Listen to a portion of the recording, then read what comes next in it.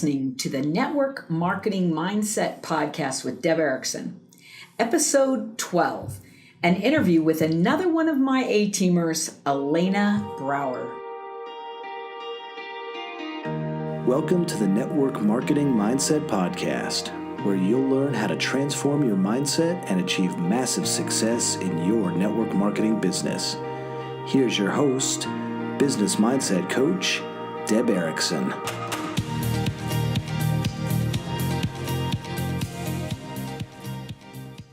Hey, welcome back, everybody. It's Deb Erickson, and I want to welcome you back to the podcast, the Network Marketing Mindset Podcast. And today I'm going to interview another A-teamer. And as you know, if you've been listening, my A-teamers are people that, in my mind, if I was still in the business, this is someone I would recruit. This is someone I would invite onto my team because she stands out from the crowd, right? She's got a skill set and a mindset and a heart and energy that really identifies. If you want to pick somebody to model yourself and your business and your mindset and your attitude after, this woman is the one you should choose. So I want to welcome Elena Brower to our podcast. Elena, come and join us, please. Good morning. Good morning. How are you? I'm fabulous. How are you? Awesome. Elena, Thank you so much. You are one of my absolute favorite people in the entire universe. I just have to say. Wow. I have to say the feeling is very mutual. Oh, thank you. Truly. Yeah. You've done so much for me, even without knowing quite how much. Yeah. Well, here's what I love about you is you learn and you grow, you put things to use, you try it on, you share, you've got a heart of not just a champion, but a heart of service. I've loved watching your business grow, but you know, our listeners are always interested in what did you do? How did it change? Right. And so Right. Can you kind of start from the beginning? I remember when I first met you, you were you were a diamond with doTERRA. Diamonds, yes. It's a leadership, a high level leadership. And over a very short period of time, you jumped 2 ranks, which is extraordinary. Yes. Yeah. I guess I would start by saying that I took a chance. Zia Nix was the one who said, study with Deb. She's got something that we need. And I just said, great. I listened to my friends that I trust, got into ICAN Start, and almost instantly realized how much I did not know and how badly I needed to address my mindset. In doing ICAN Start, I learned everything from, how to, that's where the reverse trigger is, right? Yes. That may have been the biggest, most impactful aspect of that for me, but it was really from start to finish. Who am I here? How do I want to show up here? Who is my team? And how do I want them to show up? And what am I modeling?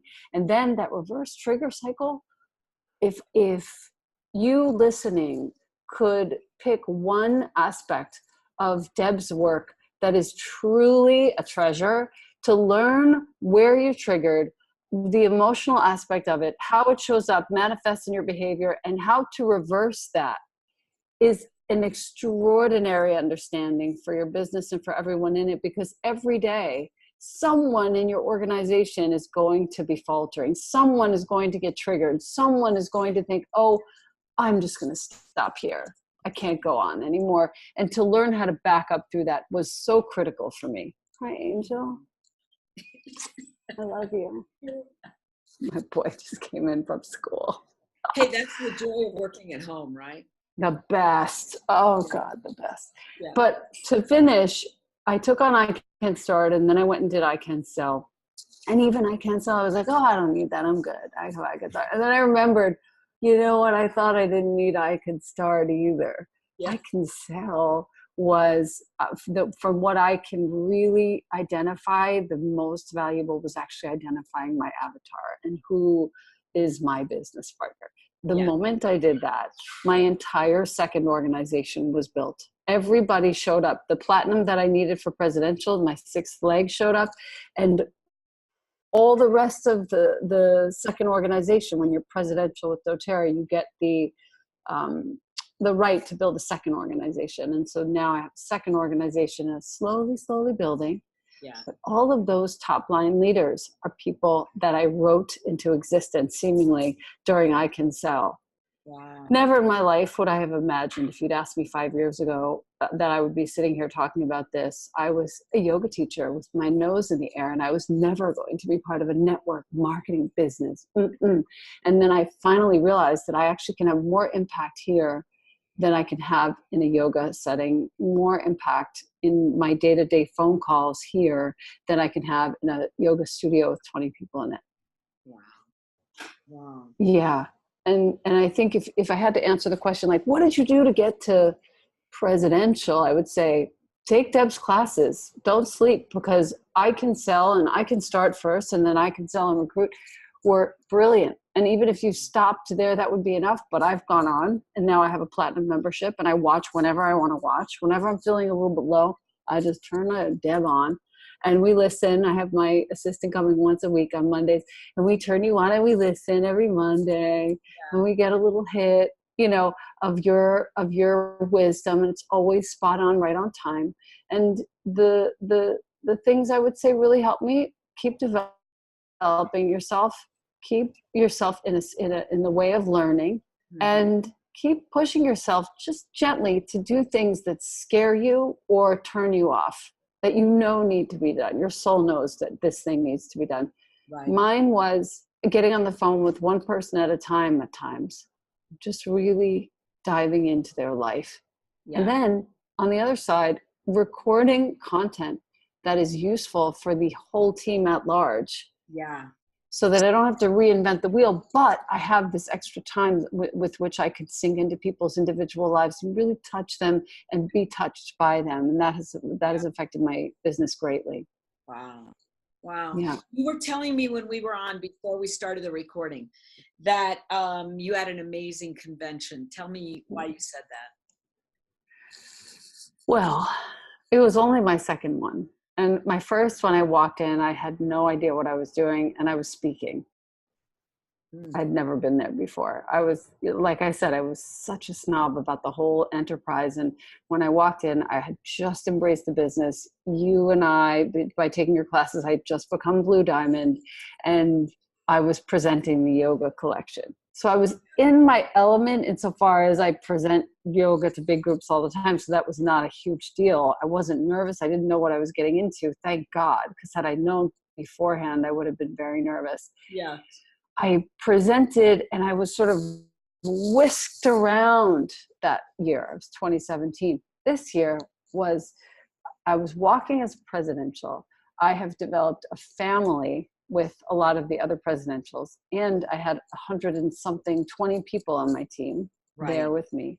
Right. We had a team dinner. I had plans with my cross-team peers.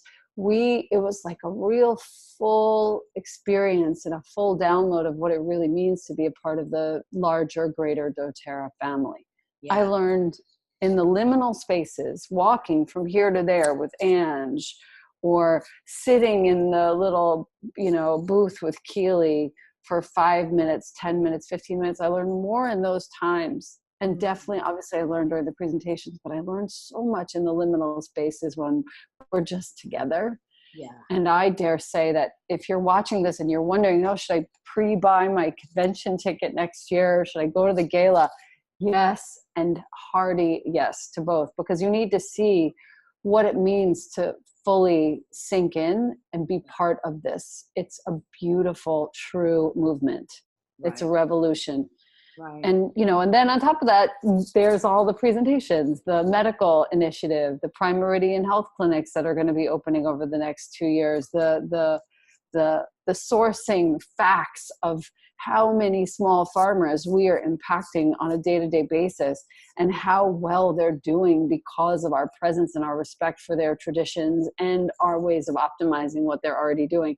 Those things are invaluable. I can't really quantify how amazing doesn't do it right. It's a lifetime achievement to watch and to be a part of that. I feel very humbled and proud. Right. You know, our people always want to know, what do you think? I'm going to go back a little bit and on your journey, what do you think is most important now that you would say to somebody who's just starting out their business? Would it be mindset? Would it be skill set? Would it be determination, your commitment, your desire, your why? I mean, if you had to roll it in, what would you say are the most critical pieces to being successful? I heard this so many times when I was first starting out, and it always annoyed me, but I'm going to say it because it's true. Your own practice is very, very important. Your own way of connecting to yourself on a daily basis is absolutely paramount to everything else. I move maybe 30 minutes to an hour. I sit maybe 15 minutes to 40 minutes. That's it. When I don't do it, I'm not the same. So that's first. The way that I address my morning seems to work really well for me. It may or may not work for you, but this is what I do. As soon as my practice is over, pour myself my lemon water or whatever tea I'm having, and I get to work. I'm 2 hours on email, and I'm addressing everything, getting it down to 30 emails. That feels so good to me. It used to be 300, 400, 500 at a time. Yeah. No longer. Yeah. And in addressing the emails, I come up with a few different things that I want to do. I do about 2 to 4 calls for my large, for the whole team every month.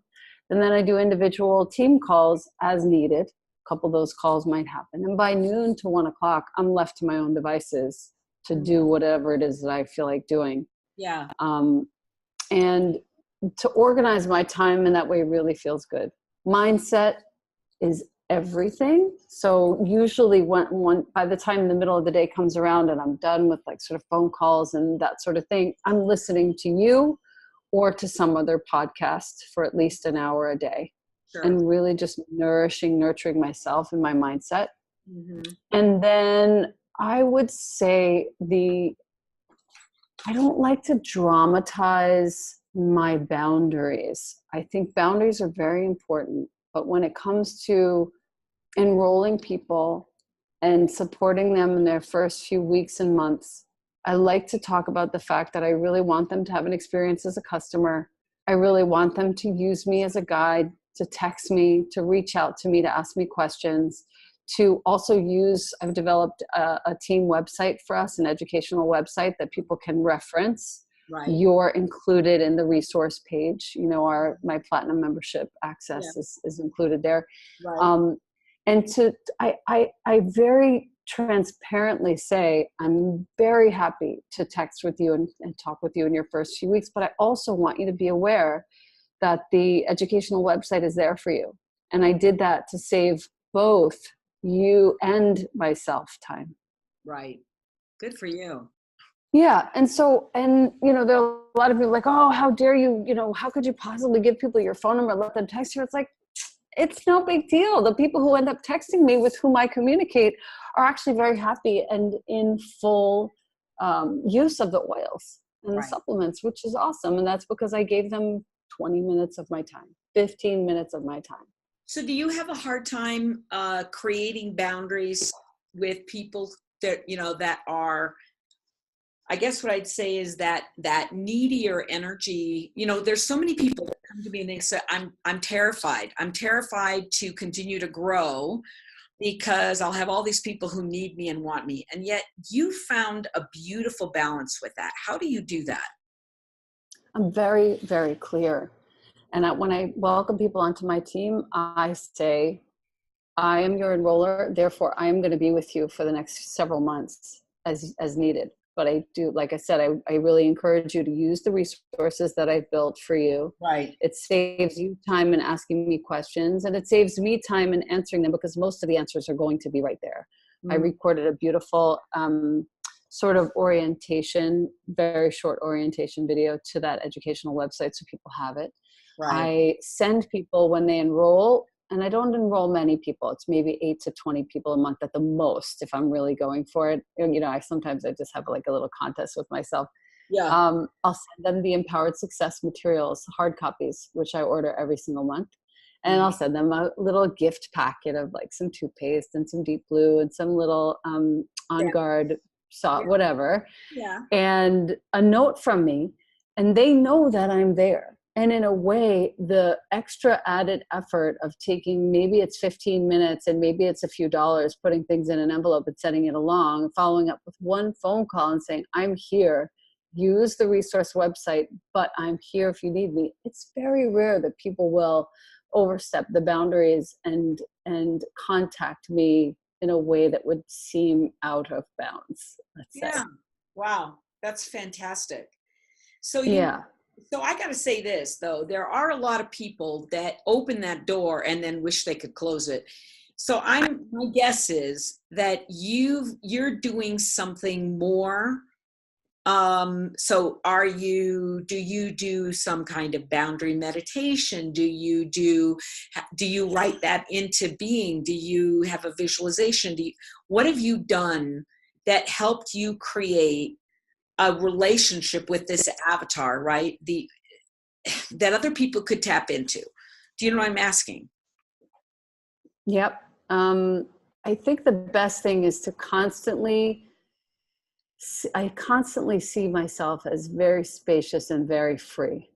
Good. And it's not something I formalize necessarily, but when I'm moving around in my house on a day-to-day basis and I'm making my lunch and I'm sitting in my little windowsill eating it, maybe I'm talking to a friend of mine, maybe not. Yeah. I'm always seeing myself as very, very free. I don't see myself as tied down, imprisoned, or in any way compromised by my work. Yeah. Yeah. And now I have Wednesdays and Fridays completely open. This is a Wednesday. So this is when I do podcast interviews. This is when I go to the FedEx, like I just was. You know, these are the museum, acupuncture, whatever I want to do. I'm going to go for a run after this. Wednesdays and Fridays are mine. Monday, Tuesday, Thursday, though, I'm killing it. I am on the phone. I am working my business. I am taking care of my people all the time. And there's one thing that crosses my mind, which is by way of boundaries, whenever somebody does enroll with me, almost instantly upon realizing who their sponsor will be, I'll actually email both of them and I'll say, this is your co-mentor. For now, you're stuck with me. And I would invite you, if you're listening or watching, to use this wording. For now, you're stuck with me, in a very sweet and funny, humble way. You're stuck with me, but this is your co-mentor. And should you need any further assistance, you and this person will work together and learn together and grow together. And she might be able to help you, or he might be able to help you too. And there's something really nice about that. It's taking that one extra moment to send an email where you're introducing two people. Sometimes I'll even go so far as to say, this person means this to me. And this person means X, Y, and Z to me, and seems like X, Y, and Z to me. And there's a very personal moment of transparent introduction that seems to really bring the team together and glue people together, which is so nice. Yeah. You know what I notice about you always is that you have this very abundant mindset, that there's more than enough there. And that is so unique, Elena. Not many people really own that. So I'm curious what you've done to come by that abundant mindset. And if you know, how is that impacting the business? I have one really recent situation that I wanted to recount. One of my platinum leaders yesterday said, "Oh, I have to be very careful. It's convention. So it was a very spendy time." Yeah. And I actually left her a voice memo. She appreciated it very much. And I said, I am going to respectfully forbid you from using the word spendy ever again. Yeah. And I'm going to encourage you to say that you have just been at convention and you have made a glorious investment in your business. And that is going to be coming back to you 1,000-fold over the next several years. Yeah. Enjoy that feeling of having been smart enough to spend money in order to make it. Yeah. She really appreciated that. I got back a big hearty thank you. I think that the initial work with you in the Neuro Tools and ICAN Start were pivotal for me. Yeah. I saved my both of my vision boards. You've got one right there, which is this year. Yeah. And that one is very much about rest and rejuvenation. And there are a couple pictures. There's a picture of a very old woman letting a dove go. There's a picture of a woman, two pictures of a woman horizontal, lying down, like really relaxing. But the year before, it was a big blue diamond. And there was a lot about abundance and receiving and feeling the flow, let's say, of abundance moving through it. It wasn't familiar to me. I didn't grow up like that. I grew up in a house where my first memory of money was my mother banging her fist on the dining room table, back of her head, and I'm standing in the other room, and there's an adding machine next to her, and she's like pissed. Things are not going the way that she wishes. I remember them fighting about money a lot. And then I remember having sort of secretively having cash and then using it for trips, and so it was always a real shifty, lacking, not easy. I had to really repattern that. And I've had lots of influences, and you're among the foremost, to really set my mind to, you know what, money is just energy, really, truly, truly. And if I am open to energy and I let my energy out and I give my energy to other people in a way that is effective and efficient, money will be coming back to me. Yeah. And now it's awesome. It's just what's true. It's totally true. And I'm very respectful of it. And I definitely will buy myself. I have a budget to buy myself one new dress a month. How much fun is that? And I really think about it. And some months instead of getting a dress, I buy like a runner of a rug for my house, Mm-hmm. That's it. I'm not crazy. I save a lot of money, and I feel like I am very respectful of the whole flow of it. Right. When you think about all the ways it's changed, all of the new mindset, all of the everything. What is the one thing that you could point to and say, had I known that earlier, it would have made a big difference in my business, right? If I'd have known that or done that or been that, what do you think that would be? If I had not been such a snob about network marketing, I would be probably easily well over a millionaire by now. Yeah. And I resisted it for 3 years. Yeah. Actively. How did it just no. Yeah. So where do you think, number one, where did that attitude come from? Do you have any idea? Oh, for sure. My parents, my upbringing, all the mistaken perception that exists in our society today. Right. A lot of times I've brought this up to people, especially new people coming in, where I say, would you rather give money to the head? And Ange Peters taught me this too in a cool way. Would you rather give money to the head of some large conglomerate organization who has no hands on the product at all, no care about the product at all? Or would you rather help your friend, in the next town or down the block, or your friend from college who is really doing her work of educating herself and sharing something that means something to her and her family? Who would you rather give your money to? Right. And that, to me, just spun me into this space where, oh yes, I am after empowering all of my friends to make sure that they're all doing what a few of my friends have done, which is shooting the attack, saying, I am officially out of debt, thanks to you and doTERRA. Right.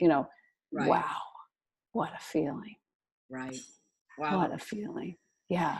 What do you think was the switch? Was it that question or something like that?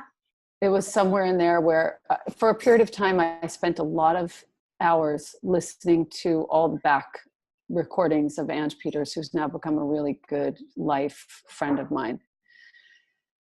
And among the commentaries that she's got about, letting go of your perceptions and working with your friend down the block instead of giving money to the big conglomerate, encouraging people who are in healing processes to continue their journey and to help them with your dollars.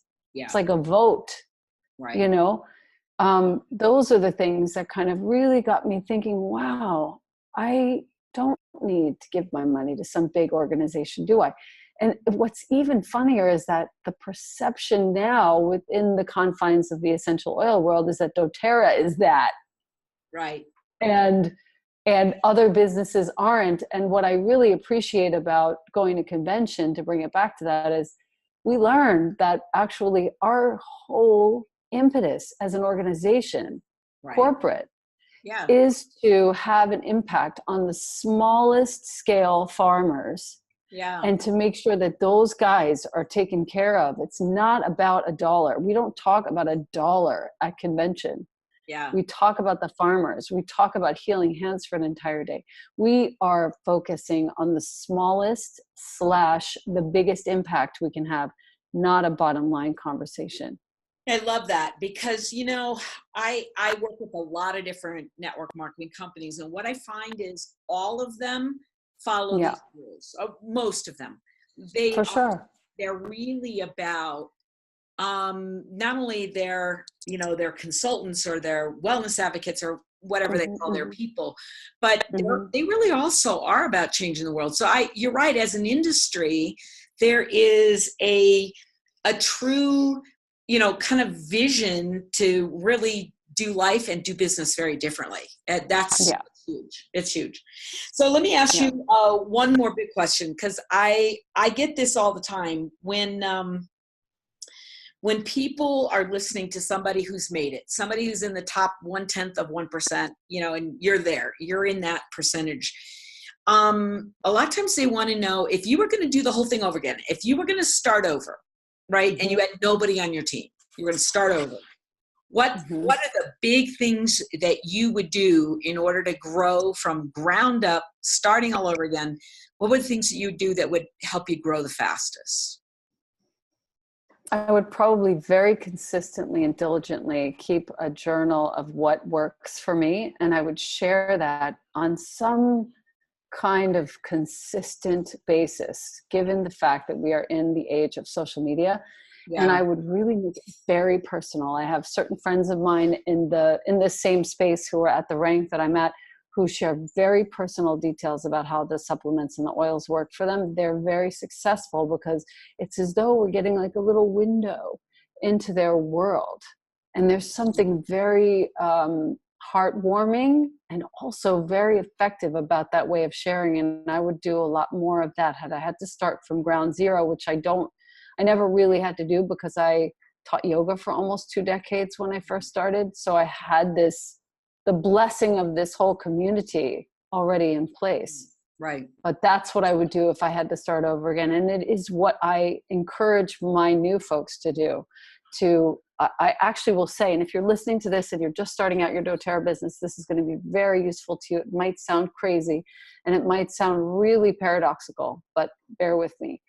I say to every new enrollment that I forbid them from sharing or selling for 3 months. Mm-hmm. And I tell them to please use me as a guide and use all the resources that I provide, but do nothing for 3 months. Just create your own relationship with the oils and the products and the supplements. At the end of those 3 months, you might be itching to share. You might find that in 4 weeks you're dying to share. And it sometimes does happen that way, where people call me and they're like, I'm so sorry. I shared and somebody wants to sign up. I don't know what to do. What should I do? And I'm like, great, you'll upgrade. It'll be great. You're all set. Perfect. Yeah. But I always want people to know that there's no pressure. And sure enough, wouldn't you know that very often the people who hear that really want to go. At the end of those 2 to 3 months, they are longing to start their business. And it's a beautiful thing because it's very natural and there's momentum behind them of their own personal experience. And it's really satisfying to watch that. Okay, so I got it from a neuroscience perspective. Let me tell you what you're doing, because this is where it really gets fun. Yeah.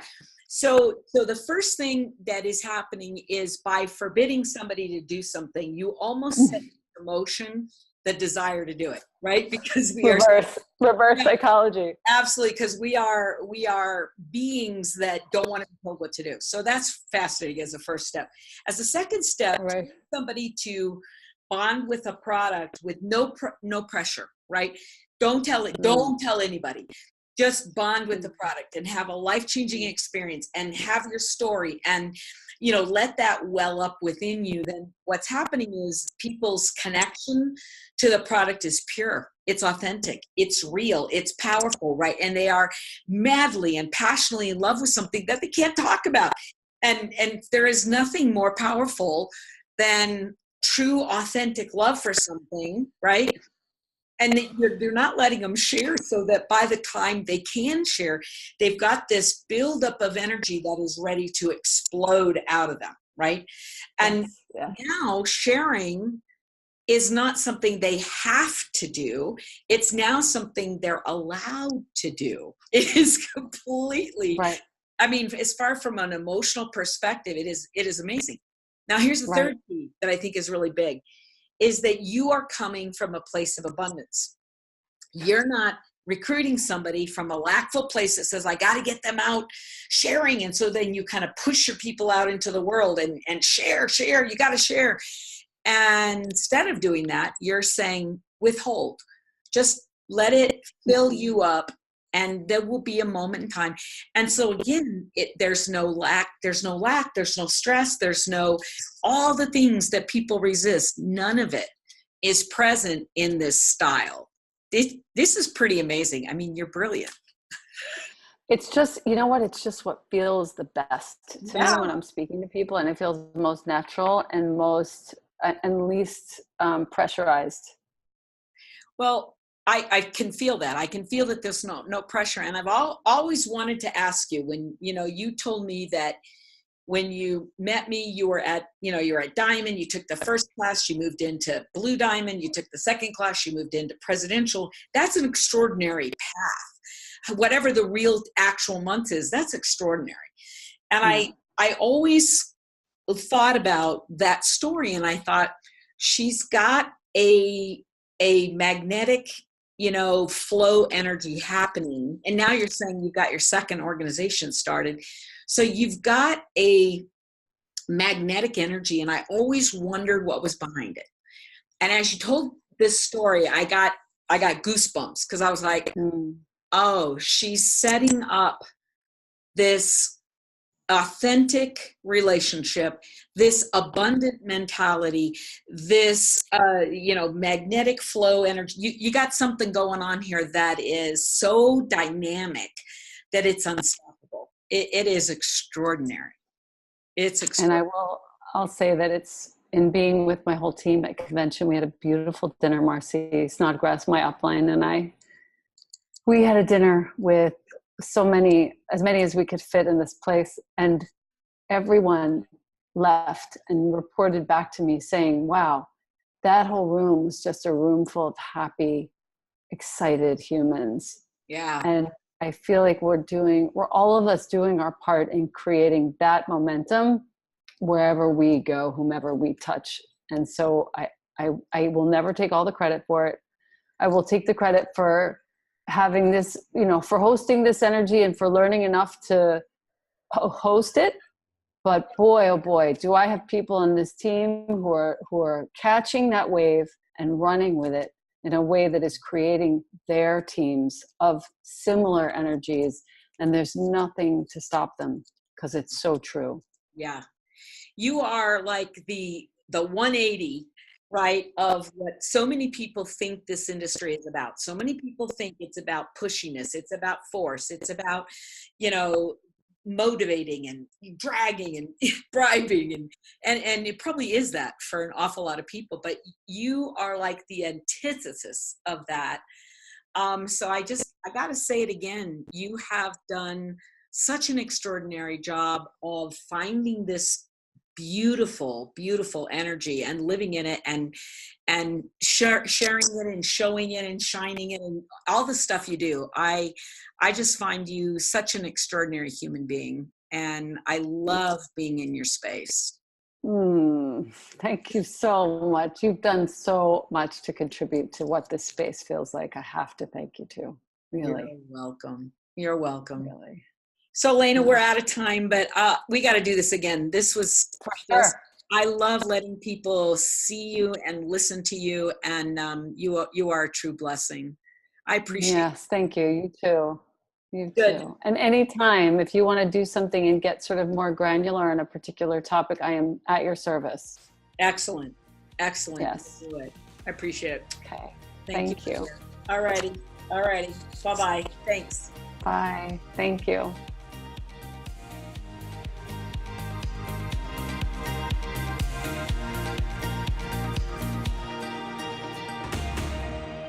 You've been listening to the Network Marketing Mindset Podcast with Deb Erickson. To learn more about Deb's business mindset coaching, classes, memberships, and leadership programs, visit us at ICANinstitute.com. And for free weekly tips and techniques to help you develop and grow your business, join our Facebook community today at facebook.com/groups/network marketing mindset with Deb.